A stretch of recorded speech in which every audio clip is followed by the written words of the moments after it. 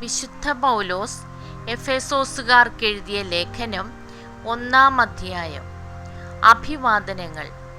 ദൈവതിരുമനസ്സിനാൽ യേശുക്രിസ്തുവിൻ്റെ അപ്പോസ്തോലനായ പൗലോസ് യേശുക്രിസ്തുവിൽ വിശ്വസിക്കുന്നവരായി എഫേസോസിലുള്ള വിശുദ്ധർക്ക് എഴുതുന്നത്: നമ്മുടെ പിതാവായ ദൈവത്തിൽ നിന്നും കർത്താവായ യേശുക്രിസ്തുവിൽ നിന്നും നിങ്ങൾക്ക് കൃപയും സമാധാനവും. സ്വർഗീയമായ എല്ലാ ആത്മീയ വരങ്ങളാലും ക്രിസ്തുവിൽ നമ്മെ അനുഗ്രഹിച്ചവനും കർത്താവായ യേശുക്രിസ്തുവിൻ്റെ പിതാവുമായ ദൈവം സ്തുതിക്കപ്പെട്ടവനാകട്ടെ. തൻ്റെ മുമ്പാകെ സ്നേഹത്തിൽ പരിശുദ്ധരും നിഷ്കളങ്കരുമായിരിക്കാൻ ലോകസ്ഥാപനത്തിന് മുമ്പ് തന്നെ അവിടുന്ന് നമ്മെ ക്രിസ്തുവിൽ തെരഞ്ഞെടുത്തു. യേശുക്രിസ്തു വഴി നാം അവിടുത്തെ പുത്രരായി ദത്തെടുക്കപ്പെടണമെന്ന് അവിടുന്ന് തൻ്റെ ഹിതവും ലക്ഷ്യവും അനുസരിച്ച് മുൻകൂട്ടി തീരുമാനിച്ചു. അവിടുന്ന് ഇപ്രകാരം ചെയ്തത് തൻ്റെ പ്രിയപ്പെട്ടവനിലൂടെ നമ്മിൽ ചൊരിഞ്ഞ തൻ്റെ കൃപയുടെ മഹത്വത്തിനും പുകഴ്ചയ്ക്കും വേണ്ടിയാണ്. അവിടുത്തെ കൃപയുടെ സമൃദ്ധിക്കൊത്ത് നമുക്ക് ക്രിസ്തുവിൽ പാപമോചനവും അവൻ്റെ രക്തം വഴി രക്ഷയും കൈവന്നിരിക്കുന്നു. ഈ കൃപയാകട്ടെ അവിടുന്ന് തൻ്റെ ജ്ഞാനത്തിലും വിവേകത്തിലും നമ്മിൽ സമൃദ്ധമായി ചൊരിഞ്ഞിരിക്കുന്നു. ക്രിസ്തുവിൽ വ്യക്തമാക്കിയ തൻ്റെ അഭീഷ്ടമനുസരിച്ച് അവിടുന്ന് തൻ്റെ പദ്ധതിയുടെ രഹസ്യം നമുക്ക് മനസ്സിലാക്കി തന്നു.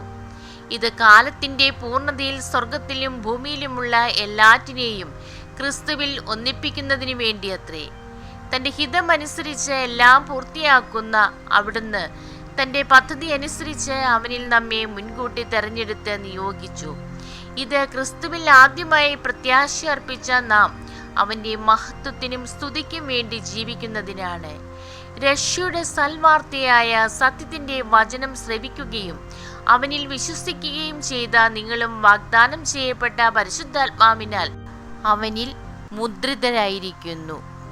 അവിടുത്തെ മഹത്വം പ്രകീർത്തിക്കാനുള്ള അവകാശം നാം വീണ്ടെടുത്തത് സ്വന്തമാക്കുന്നതുവരെ ആ അവകാശത്തിൻ്റെ അച്ചാരമാണ് ഈ പരിശുദ്ധാത്മാവ്.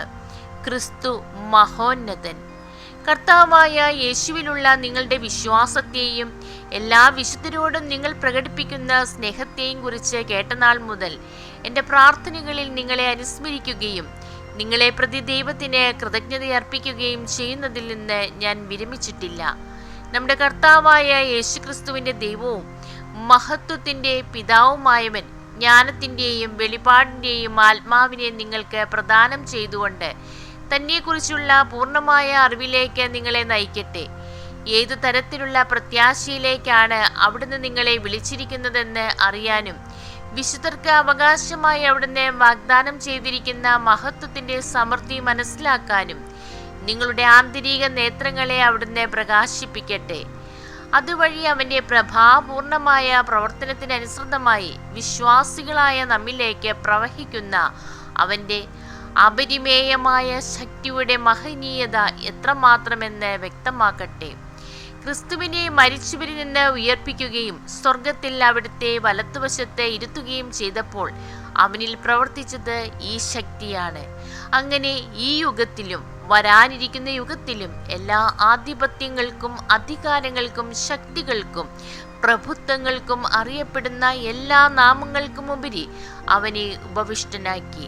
അവിടുന്ന് എല്ലാ വസ്തുക്കളെയും അവൻ്റെ പാദങ്ങൾക്ക് കീഴിലാക്കുകയും എല്ലാറ്റിനും മുകളിൽ അവനെ സഭയ്ക്ക് തലവനായി നിയമിക്കുകയും ചെയ്തു. സഭ അവൻ്റെ ശരീരമാണ്. എല്ലാ വസ്തുക്കളിലും സകലവും പൂർത്തിയാക്കുന്ന അവൻ്റെ പൂർണ്ണതയുമാണ്. ദൈവമേ, സ്തുതി അങ്ങേക്ക് യോഗ്യമാകുന്നു.